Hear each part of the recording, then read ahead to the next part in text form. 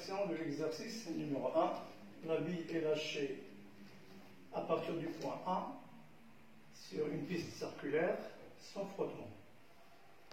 On veut l'expression de la vitesse V0 au passage par le point B, en appliquant le théorème de l'énergie cinétique. Donc, première question, théorème de l'énergie cinétique. L'expression du théorème, c'est la variation de l'énergie cinétique de A à B, c'est égal sigma les travaux et forces extérieures. 1 demi m v b c'est v0 au carré, donc va au carré est égal au travail du poids plus travail de r. Alors on annule ce qui est nul, le travail de la réaction est nul parce qu'il n'y a pas de frottement, et étant donné la bille est lâchée sans vitesse initiale, donc va est nul, il reste 1 demi mv0 au carré est égal à mg, alors ya moins yb. Alors on avait écrit dans le cours za moins zb, ici c'est la cote y, donc ya moins yb. Et on tire 0 au carré égale 2g, on va simplifier par la masse. Yb moins ya, c'est ih.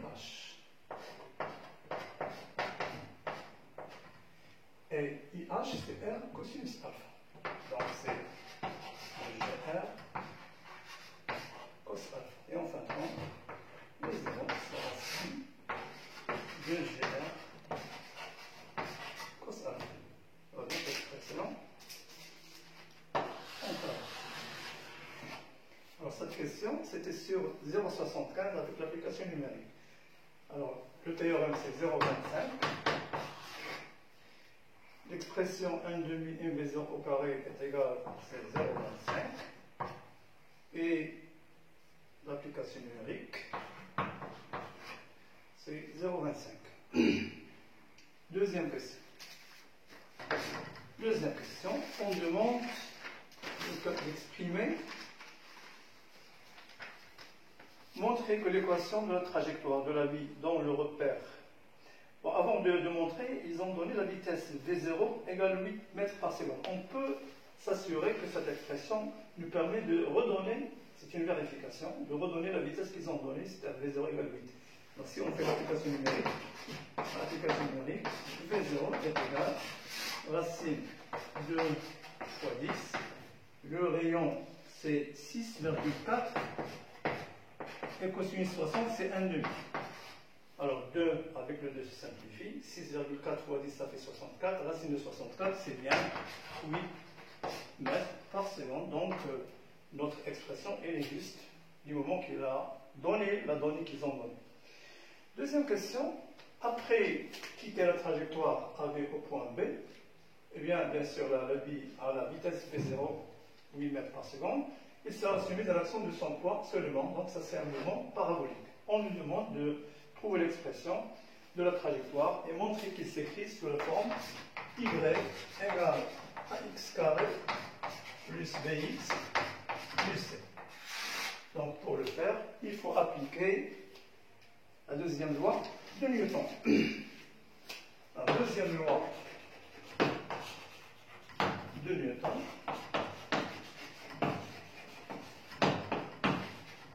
si on a la force extérieure égale la masse fois le vecteur accélération. Le corps est en mouvement de chute parabolique, chute libre parabolique. Les forces, il n'y a qu'une seule force, c'est le poids. Donc P est égal à MAG. Et on sait que le poids c'est mg. mg égale MAG. En simplifiant par la masse, on peut trouver l'accélération AG égale AG. Alors ensuite, il faut préciser les conditions initiales. Conditions initiales. C'est-à-dire à la date t égale à 0. Qu'est-ce qu'on avait? On avait la vitesse initiale V0. Les coordonnées c'est Vx0 y0. La vitesse initiale, c'est v0. Il est incliné d'un angle alpha, donc ça serait v0 cosinus alpha et v0 sinus alpha. La bille fait le départ à partir de B, donc le vecteur position initiale pour G0, c'est égal au B, x0, y0. x0 c'est 0, alors que y0 c'est h. h c'est la moitié du rayon. C'est R sur 2. Et bien sûr, le vecteur G, toujours avec l'accélération du pesanteur, toujours dirigé vers le bas, est perpendiculaire à x, donc c'est 0, et c'est moins G, il a le sens contraire de y. On revient à l'accélération, hg qui est égal à g, eh bien, on peut tirer l'accélération, c'est le vecteur de coordonnées ax, ay. Ax c'est nul, y c'est moins g. Et sachant que le vecteur accélération, c'est la dérivée du vecteur vitesse par rapport au temps, eh bien, par intégration, on peut tirer le vecteur vitesse. C'est un vecteur de coordonnées Vx, Vy, par intégration. Donc, du moment que Ax est nul, la primitive Vx, c'est elle une constante. Cette constante, on la retrouve en revenant en condition initiale. Donc, c'est V0 cos alpha. Vy, c'est la primitive de AY. AY, c'est moins G. Donc, ça serait moins G, T, plus une constante d'intégration qui est V0 sinus alpha. Et sachant que le vecteur vitesse se déduit du vecteur position par la formule dog sur dt, eh bien, par une intégration, on peut tirer le vecteur position G. Et le vecteur de coordonnées x, y, qui ne sont autres que les primitives des fonctions v0 cos alpha. Donc ça serait v0 cos alpha t plus x0 d'après les conditions initiales, c'est nul. Y c'est la primitive de moins gt, donc ça serait moins 1,5 gt carré plus v0 sinus alpha t et plus une constante d'intégration qui est la valeur de y0, c'est r sur 2. Voilà donc les équations horaires du mouvement parabolique de cette partie, de cette ligne. Pour trouver les constantes de trajectoire, il faut éliminer le temps entre x et y. Alors on va tirer t, c'est x égale t égale x sur v0 cos alpha. Et on remplace donc y égale moins 1,5 g t au carré, donc x sur v0 cos alpha au carré, plus v0 sin alpha fois x sur v0 cos alpha plus r sur 2. Y est égal, alors après simplification, ça serait moins g sur 2 v0 carré sin cos carré x fois x carré plus v0 avec v0 simplifie, sinus cos c'est tangente alpha point x plus r sur 2. C'est donc bien sur la forme de ax carré plus bx plus c. Donc ces coefficients sont a, v et c. A, c'est le coefficient moins g sur 2v0 carré cos carré alpha. B, c'est tangente alpha. Et C, c'est R sur 2. Application théorique. Moins 10 divisé par 2. La vitesse initiale V0 c'était 8. Donc 8 au carré ça fait 64. Fois cosinus 30 c'est 1,5. 1,5 au carré c'est 1 quart. Eh bien ça donne 2 sur 2 ça fait 2. 32 moins 10 sur 32. Ça vous fait moins 0,3125.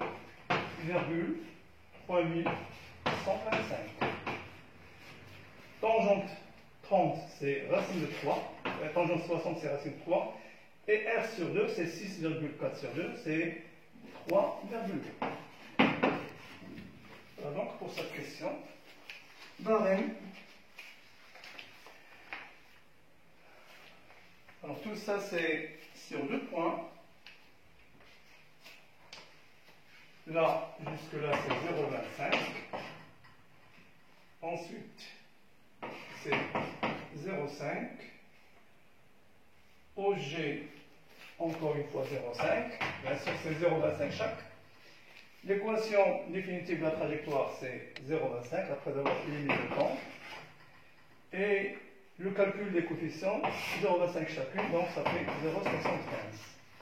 En tout, ça fait 1 point. 2,25.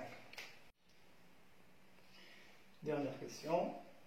On veut calculer la portée du point P. C'est le point d'impact de la bille sur l'axe X.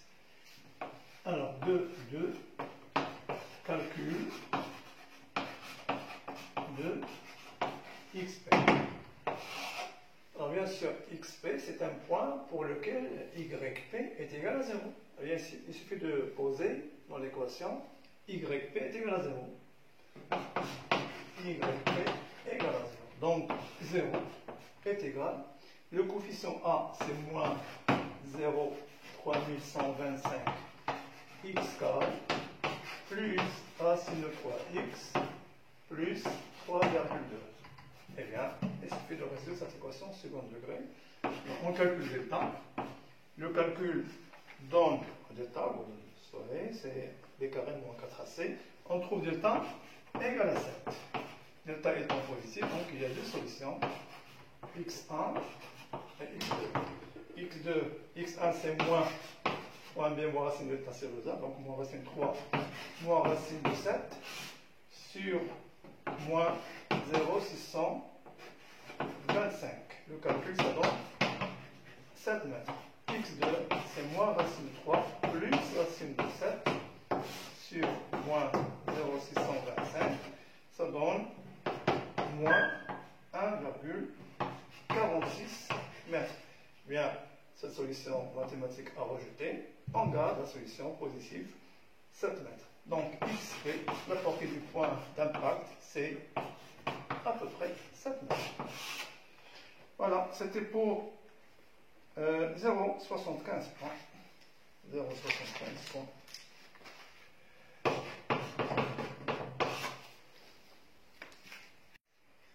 Correction de l'exercice 2. Alors, il s'agit du mouvement d'un petit chariot lancé à partir d'un point O sur un point incliné d'un angle alpha, 14 degrés, 5, avec une vitesse initiale de 0, 14 mètres par seconde. Première question, c'était, en appliquant la deuxième loi de Newton, trouver l'expression de la coordonnée AX du vecteur accélération AG en fonction de M, G, F et H.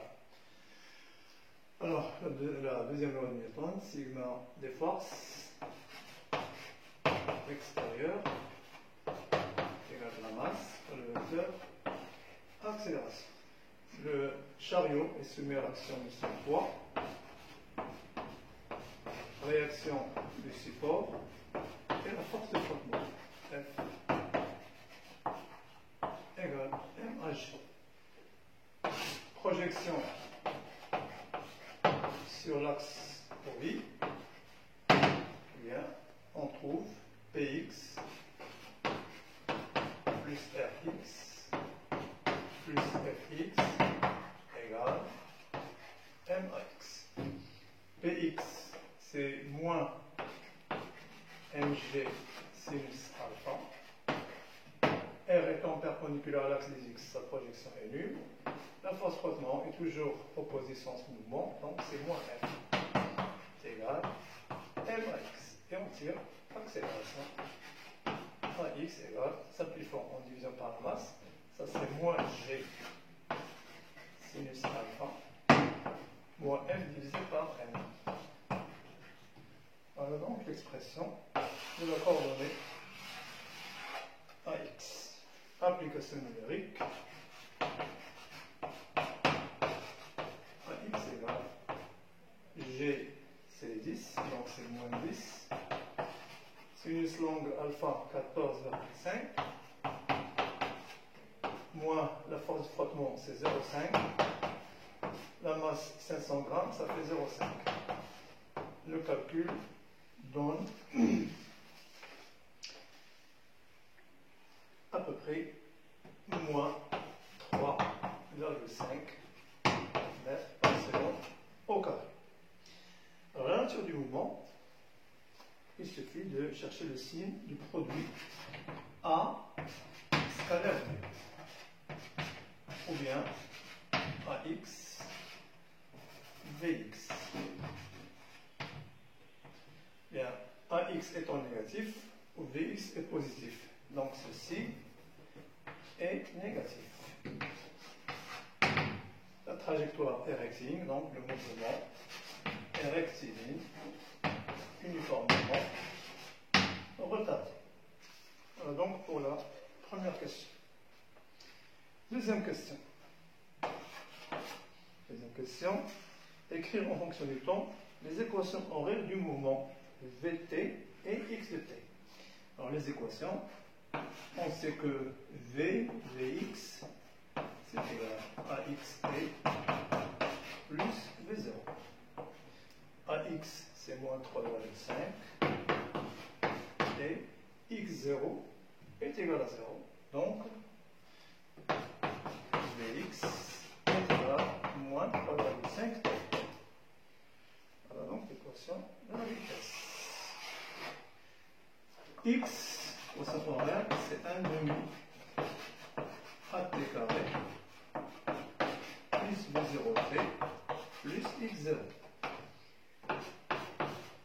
X est égal, alors AX c'est moins 3,5 divisé par 2, ça fait moins 1,75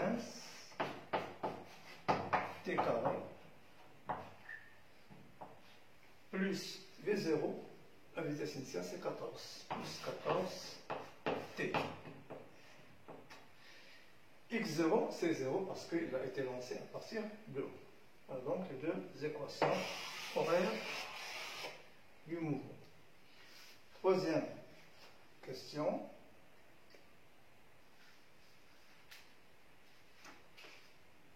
Déterminer l'intervalle de temps dans lequel le mouvement est retardé. Calculer la distance parcourue pendant cet intervalle. Troisième question.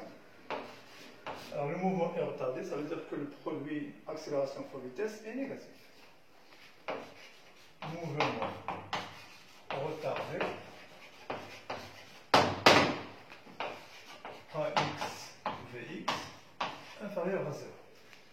Alors AX c'est moins 3,5 ou VX c'est moins. Alors on a oublié ici, on a oublié d'ajouter la vitesse initiale plus V0. V0 c'était 14.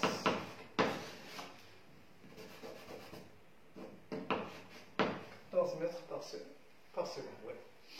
Donc c'est moins 3,5 plus 14, quand est-ce que c'est négatif?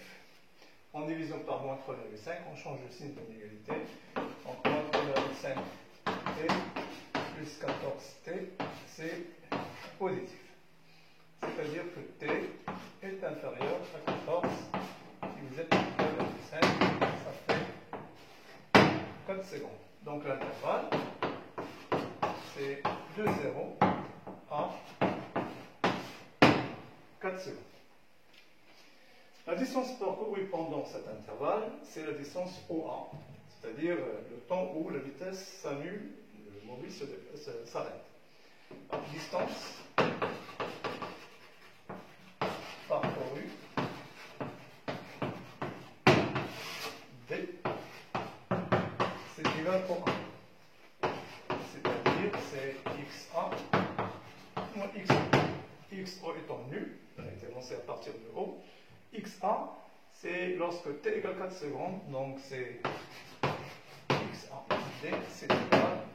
On remplace dans l'équation horaire, c'est moins 1,75 T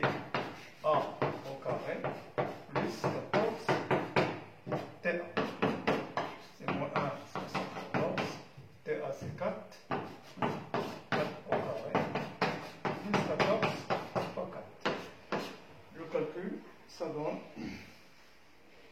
28 mètres. Voilà donc la distance parcourue.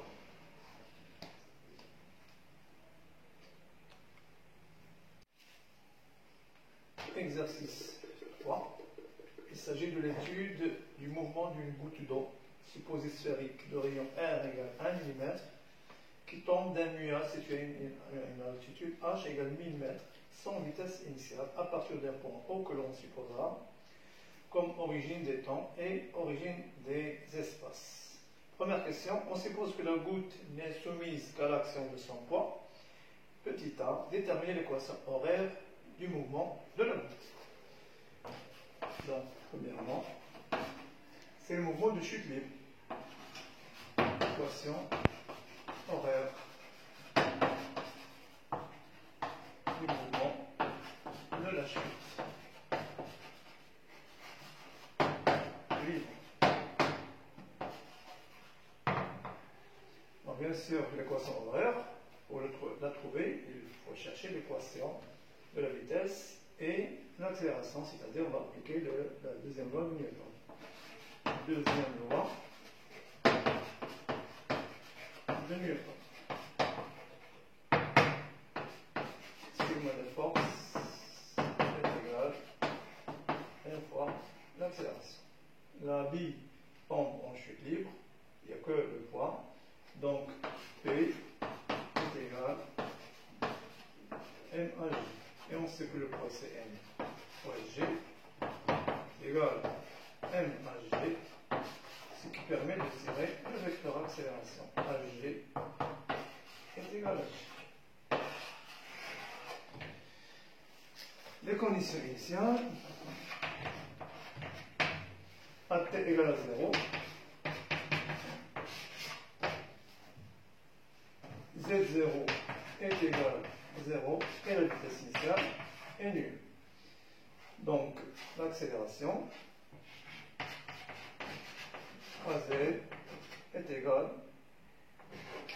à G du moment que l'axe est orienté vers le haut. Et on sait que AZ c'est D de VZ sur DT, donc la primitive VZ est égale à GT. C'est l'équation de la vitesse. Et sachant que V c'est D de Z sur DT, donc Z c'est la primitive, c'est 1 demi GT au carré. Alors ça veut dire numériquement que VZ c'est égal, alors G c'est donné 9,8 T et 1 demi de 9,8 ça fait Z égale, alors ça ferait 4,9 T4. Voilà donc la réponse à la première question. Petit b. Petit b, on demande calculer la vitesse de la goutte lorsqu'elle arrive au sol.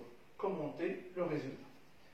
Alors, à l'arrivée au sol, la goutte aurait parcouru la hauteur h égale 1000 mètres. Donc, au sol, petit b, au sol, z égale h égale 4,9 au carré. On va tirer donc t arrivé au sol. C'est racine de h sur 4,9, c'est-à-dire racine de 1000 sur 4,9. Le calcul donne, alors ça donne 14,3 secondes à peu près. 14,3 secondes. Et on remplace donc l'expression de la vitesse pour trouver la vitesse au sol. V au sol, c'est égal à 9,8 fois T. 9,8 fois T, donc fois 14,3. Le calcul, ça donne 140 mètres par seconde.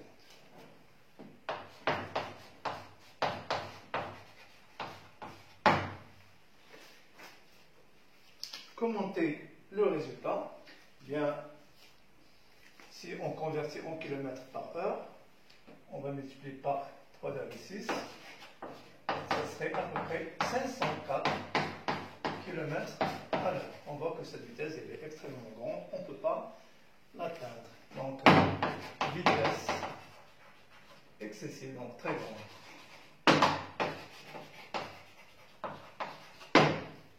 Impossible de l'atteindre. Deuxième question. En réalité, la goutte arrive au sol avec une vitesse V, sol, 10 mètres par seconde seulement. Expliquez la différence entre cette valeur et la valeur qu'on a calculée déjà. Bien, tout simplement, on va dire que la différence est due aux forces de frottement. Parce que dans le premier cas, on a supposé qu'il n'y a pas de frottement. La goutte, c'était en chute libre, c'est-à-dire qu'il n'y a que le poids.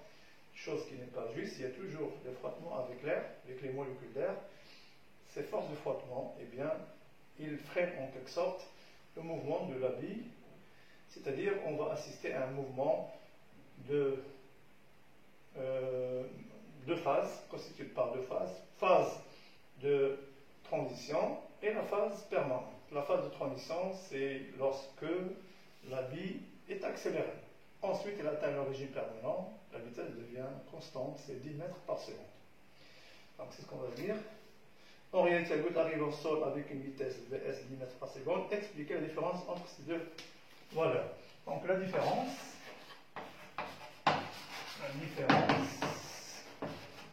est due aux forces de frottement.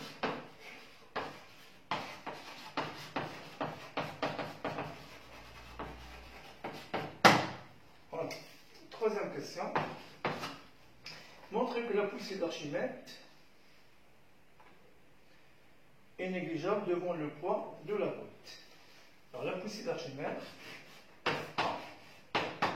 c'est le poids du fluide déplacé. C'est égal au, c'est la masse fois G, et la masse de la goutte d'air, bien sûr, c'est ρ fois G fois V. V, c'est le volume. Si on fait le calcul, donc ρ, c'est l'eau de l'air, la goutte. L'air, c'est le fluide. C'est égal à l'application numérique. F1, ρ, R, c'est alors 1,2. 10 à la puissance, non, 1,2 kg par mètre cube. G, c'est 9,8. Et le volume d'une goutte, c'est 4 tiers. Pi R3. R, c'est 1 mm. Donc, converti en mètres, c'est 10 à la puissance moins 3 mètres. C'est au cube. Le calcul, ça donne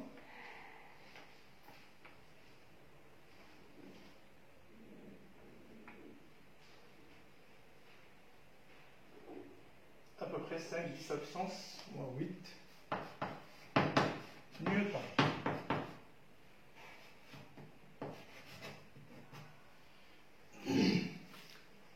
Ensuite, pour la comparer au poids, on va calculer le poids. Le poids, c'est M fois G.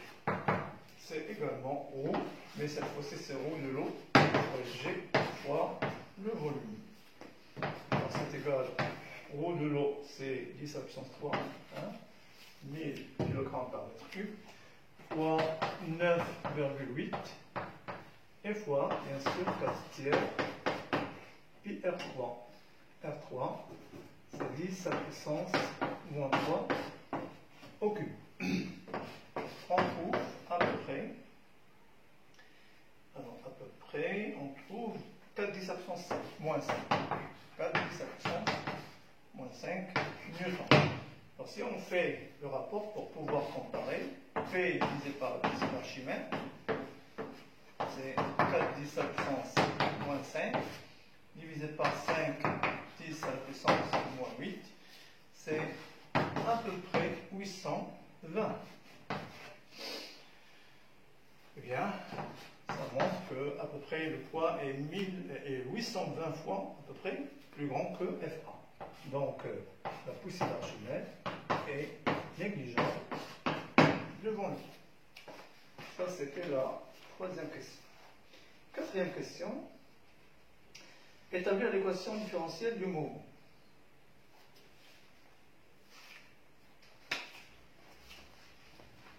Alors, équation différentielle du mouvement.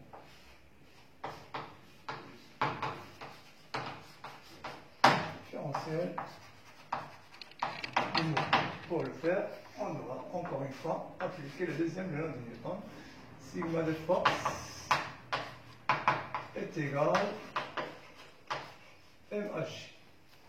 La force, il y a le poids, mais il faut ajouter la force de frottement. La poussée d'Archimède, on l'a négligée.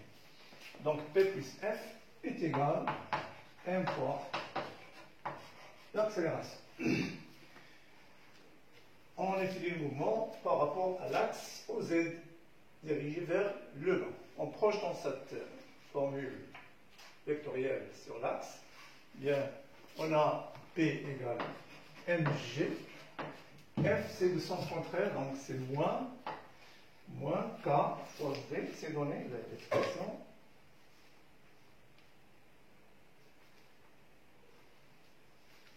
Moins K fois R fois la vitesse. Et donc M, la dérivée de la vitesse par rapport à l'accélération. En divisant par masse, on trouve d2v sur dt égale G moins KRV sur M. C'est l'équation différentielle du mouvement. Donc la variable, c'est la vitesse. Petit b. Alors petit b, déterminer l'expression de la vitesse limite de la route, sachant que la vitesse limite égale 10 mètres par seconde, on déduire la valeur de K. Bon, la vitesse limite est atteinte lorsque on atteint le régime permanent. Alors, en régime permanent, la vitesse devient constante. C'est égal à la vitesse limite. Vitesse étant constante, sa dérivée est nulle. d2v sur dt est égal à 0. C'est égal à G moins KR fois la vitesse limite divisé par M. Et on tire par la suite la vitesse limite. C'est égal à mg divisé par K fois R. Ça, c'est l'expression de la vitesse limite. Ensuite, on nous demande de calculer le coefficient K. Bien, K, on le tire de là. K, c'est V limite fois le rayon divisé par mg. Alors la masse, non, c'est pas ça. K, c'est plutôt mg sur V limite fois R. La masse, c'est pas donné, mais on peut la remplacer par OV, masse volumique fois le volume que multiplie G sur V limite fois R.